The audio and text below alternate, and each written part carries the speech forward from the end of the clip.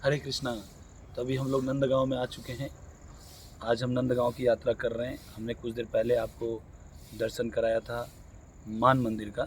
अभी हम दर्शन कराएंगे बहुत ही स्पेशल, बहुत ही लीला से भरा हुआ, आनंददायक और आध्यात्मिक उन्नति के लिए बहुत ही हेल्पफुल जो जगह है। हालांकि धाम में सारी जगह बहुत ही हेल्पफुल है, लेकिन ये एक थोड़ा स्पेशल है क्योंकि इसका कनेक्शन डिफरेंट टाइप है। अभी मैं जिस रास्ते से जा रहा हूँ, चाहे जहाँ मैं खड़ा हूँ, मेरे पीछे जावट है जहाँ पे राधा रानी का ससुराल है, और मेरे सामने में नंद भवन है। यहाँ से पेड़ वगैरह दिखेगा और मैं इस रास्ते से जा रहा हूँ। इस पेड़ के आड़ में नंद भवन है, बहुत ऊंची पहाड़ी पे है, जिसके बारे में हम अगली वीडियो में आपको बताएंगे। तभी हम जिस रास्ते से जा रहे हैं, इसी रास्ते से रोज़ाना जावट से राधा रानी अपने ससुराल से नंद भवन जाती हैं। नंद भवन में जाके भगवान कृष्ण के लिए भोजन बनाती हैं। और इसी रास्ते में एक जगह आता है जो कि तपोभूमि है, श्रीपाद रूप गोस्वामी पाद का, जो कि भजन स्थली है, जिसको टेर कदम के नाम से हम जानते हैं। ये टेर कदम का जो लीला है, ये भी एक बहुत ही आनंददायक लीला है। अब इसका नाम टेर कदम क्यों पड़ा? टेर कदम इसलिए पड़ा कि जब भी कृष्णा यहाँ आते हैं गोचारण करने के लिए, इस लीला में अपनी 9 लाख गायों के साथ, अपने सखाओं के साथ यहाँ पे गौचारण करते हैं। और दोपहर में यहाँ आकर के जब लंच का टाइम होता है कृष्ण का, तो कृष्ण यहाँ पे आकर के अपनी सारी गायों को, सारे ग्वाल बाल सखाओं को टेर लगा के बुलाते हैं। कैसे बुलाते हैं? बांसुरी से। बांसुरी बजाते हैं, उस बांसुरी में आवाज़ रहता है, सुबल सखा, श्रीदाम सखा, मधुसूदन सखा, मधुमंगल सखा, लाली पीली नीली काली गाय, सबका नाम लेकर सबको बुलाते हैं कृष्णा। क्योंकि यहाँ से आवाज़ लगाते हैं जोर से, इसलिए इसका नाम हो गया टेर। टेर लगाना, जोर से बोलना। टेर लगा करके अपने दोस्तों को भगवान यहाँ बुलाते हैं, और यहाँ बुला करके भगवान फिर एक साथ लंच करते हैं सबके साथ। आप देखेंगे इसमें ये जितने भी पेड़ पौधे हैं, ये आज के नहीं हैं, ये सारे के सारे पेड़ उसी समय के हैं, ऐसा माना जाता है। और भगवान अपने सखाओं के साथ जब आते थे, तो अपनी भोजन की जो थैली होती थी, उनका जो पोटली होता था, उस पोटली को इसी पेड़ों के सहारे बांध के रखते थे, दिन भर इसी में रखा रहता था। और फिर यहाँ आने के बाद भगवान इस पोटली को उतार के अपने सखाओं के साथ सब अपनी पोटली खोल के एक दूसरे से बांट कर खाते थे। और साथ ही हमारे जो सठ गोस्वामी हुए आज से 500 वर्ष पूर्व, उसमें से एक महान श्री रूप गोस्वामी पाद, रूप गोस्वामी पाद का ये भजन स्थली है। हमारे जो पूर्ववर्ती आचार्य हुए, जो गोस्वामी जनगण हुए, उनका कोई अपना भजन कुटीर फिक्स नहीं रखे थे। वो आज इस पेड़ के नीचे, कल उस पेड़ के नीचे, परसों उस पेड़ के नीचे, इस तरह से एक पेड़ को भी नहीं फिक्स करके रखे थे। इतने वैराग्य मूर्ति हर पेड़ के नीचे बैठ करके अपनी भजन करते थे और शास्त्रों को लिखते थे। किसके लिए? हमारे लिए, ताकि हम सब भक्ति को समझ सकें और अच्छे से भक्ति कर सकें। इसलिए इस गौड़ीय संप्रदाय में, ब्रह्मादि गौड़ीय संप्रदाय में, ये भी कहा जाता है कि हम लोग रूपानुगी हैं। रूप गोस्वामी पाद के दिए हुए शिक्षाओं को हम लोग पालन करते हैं, और उनकी दिए हुए शिक्षाओं के अनुसार हम सब भक्ति करते हैं। उनको शिक्षा किसने दी? उनको शिक्षा साक्षात कृष्ण चैतन्य महाप्रभु के रूप में आज से 532-33 वर्ष पूर्व बंगाल के नवद्वीप में मायापुर में प्रकट हुए थे, और जिन्होंने डायरेक्ट श्री रूप गोस्वामी पाद को शिक्षा दी थी, और वो शिक्षा हम सब तक उपस्थित है। तो ये जो भजन कुटीर है, जहाँ पर अभी हम लोग आए हैं चलते हुए, ये भजन कुटीर श्री रूप गोस्वामी पाद का भजन कुटीर है, जहाँ पर बैठ करके भक्ति के लिए बहुत ही महत्वपूर्ण किताब भक्ति रसामृत सिंधु नामक ग्रंथ की रचना किए। बहुत सारे ग्रंथों की रचना की श्री रूप गोस्वामी पाद। लेकिन आज यहाँ पे हम उस जगह पे आए हैं जहाँ पे श्री रूप गोस्वामी पाद भक्ति रसामृत सिंधु जैसे महान ग्रंथ की रचना की। जो कि सबसे पहले मैं प्रणाम करूंगा।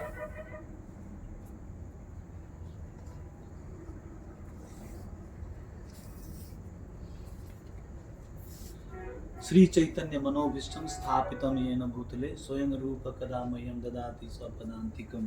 श्री रूप गोस्वामी पाद की जय।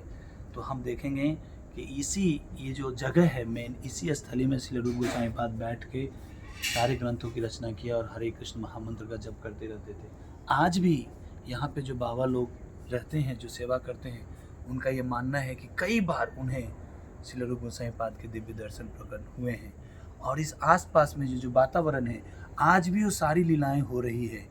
जो कृष्ण की गोचारण लीला है। ऐसे बहुत सारे प्रमाण हैं अंदर, हम अंदर जा नहीं सकते।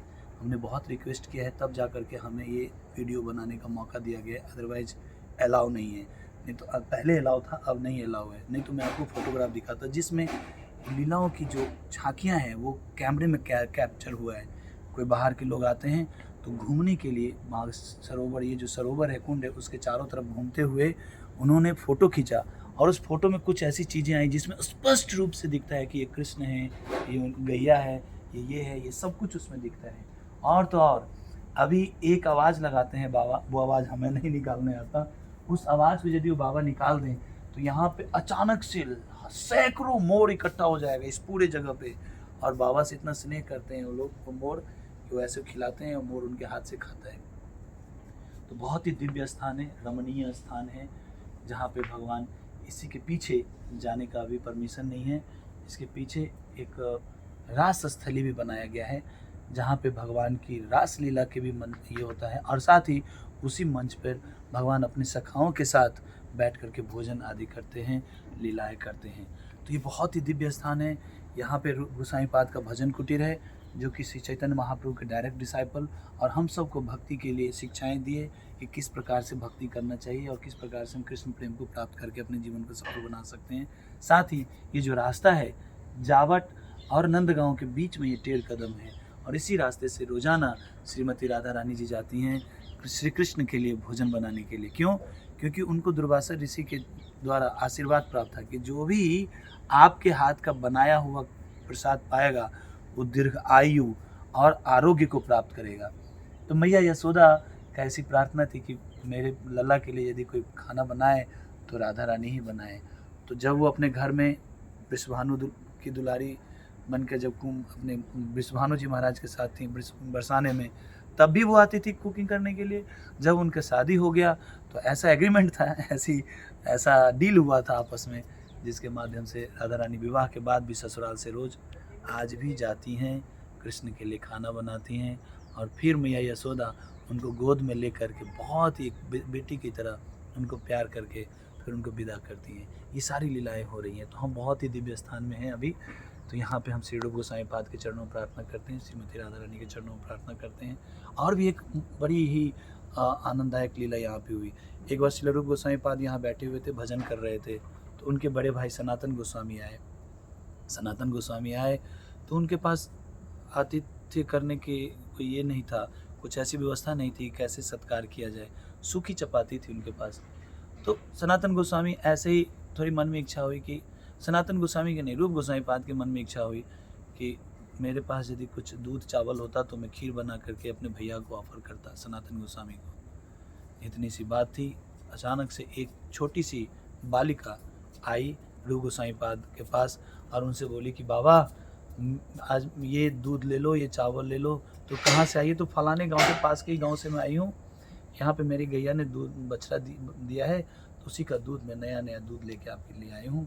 आप इसको लगाओ और भोग लगाओ, भोग बनाओ, भगवान को, ठाकुर जी को भोग लगाओ। तो वो जो खीर बनाए, जब वो खीर को पाए सनातन गोस्वामी, तो वो ऑर्डिनरी टेस्ट नहीं था, वो इस लोक का टेस्ट नहीं था। सनातन गोस्वामी पाते ही बोल दिए कि ये यहाँ का नहीं है, बताओ ये दूध कहाँ से लाए। तब रूप गोसाईपाद ने उनको बताया ये दूध एक बालिका, छोटी सी बच्ची लेके आई थी। बोली कि पड़ोस के गांव से मैं आई हूँ और वहाँ से उन्होंने ये दूध लेके आई है। आपके लिए खीर भी आ गया, बांट लो। और देखिए बाबा हमारे लिए खीर भी लेके आए हैं, ये हम लोग आपस में बांट लेंगे। ये वही खीर है जो राधा रानी। बाबा आप थोड़ा बताएंगे हमारे दर्शकों को कि यहाँ की लीला के बारे में, क्या बताऊं? खीर की लीला के बारे में। खीर तो यही बात है, यहाँ राधा रानी ना निकुंज में राधा के रूपमंजरी है, कृष्ण ले पे मंजूरी एकदम बिल्कुल छोटे लाली, 2 दांत निकलने के सब लाल के जो भाव है वो काम नहीं है, उससे भी प्रेम जानते हैं, प्रेम से वो बना हुआ है। प्रेमी और देते हैं, प्रेमी लेते हैं। तो निकुंज जहाँ प्रिया प्रीतम आँखों के द्वारा उनको सुंदर जब दर्शन करने के बैठ जाते हैं, उसमें एक सुंदर मकान बने थे लता पता, वहाँ निकुंज कहते हैं। कुंज जहाँ के साथ महाराज सब के साथ लीला होता है, सखा सखी, पिता माता भाई बंधु रिश्तेदार आदि, वो कुंज माने जाते हैं।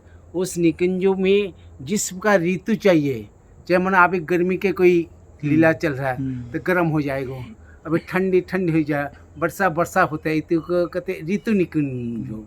तो उस समय गर्मी के यदि आ गया मानो, अभी शिव जी के शरीर में गर्मी आ गया मानो, और शिव जी के प्यास लग गया। लेकिन प्रेम वही है, बंगाली चुपाई कृष्णदास कुमार उस समय बताया, देश मिति नहीं जार कृष्ण प्रेमो लभेता। भौतिक दैहिक की जो क्रियाकर्म जब एकदम डिलीट होते हैं तो उसे प्रेम की शुरुआत है। जय। तो उसी समय क्या होता है, शिव जी को पता नहीं लगे मेरे शरीर में प्यासी है, तो रूप मंजरी को पता लग जाए। तो रूप मंजरी एकदम बिल्कुल राधान का बराबर दर्शन है। तो रूप मंजरी वो निशंक जो वहाँ पानी की झाड़ी ले जाते हैं, वो शिव जी के देते, सीधी तो प्यास से बुझ जाते हैं।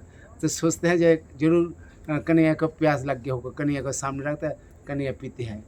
इस कारण से क्या हुआ, जहाँ पे यहाँ रूपो मंजरी रूपो गुस्सा में बन के 13 कदम में कदम के नीचे बैठ कर के भजन कर रहे, तो उनकी जो इच्छा सनातन बाबा लवंग मंजरी, ये रूपो मंजरी बड़े भाई भी हैं, परम वैष्णव है, तो इनके नाते उनको सूखा टुकड़ा देते, एक प्रकार शर्माई आई मानो।